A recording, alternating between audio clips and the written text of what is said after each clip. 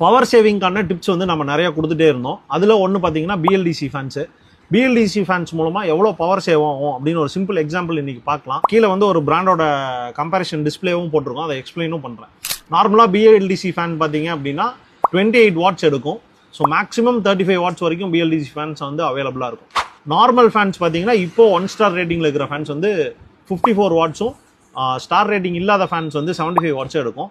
75 watts நம்ம compare பண்ணும்போது பார்த்தீங்கன்னா ஒரு இயர்லி ஒரு 300 டேஸ் ஓடுது.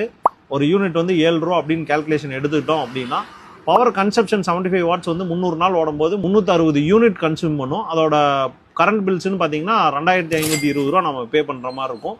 இதுவே 28 வாட்ஸ் பிஎல்டிசி ஃபேன் யூஸ் பண்ணியிருந்தோம் அப்படின்னா 134 யூனிட்ஸும் அதுக்கான இபி பில் பார்த்தீங்கன்னா 940 ருபீஸும் வந்திருக்கும். ஸோ இதுவே இப்போ ஒரு சிங்கிள் ஸ்டார் ஃபேனாக போயிட்டோம் அப்படின்னா கூட நீங்கள் ஆல்மோஸ்ட் 941லேருந்து டபுள் தி அமௌண்ட் நீங்கள் பே பண்ணுற மாதிரி இருக்கும்.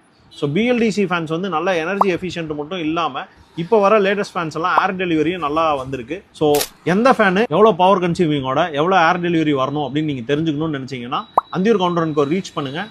நான் எவ்வளோ வாட்ஸில் எவ்வளோ ஏர் டெலிவரி கொடுக்க முடியும், உங்களுக்கு பெஸ்ட்டான ப்ராடக்ட் எதாக இருக்கும் அப்படின்னு நம்ம சஜஷன் பண்ணி அந்த ஃபேனை நான் உங்களுக்கு ஷிப் பண்ணியும் கொடுக்குறேன்.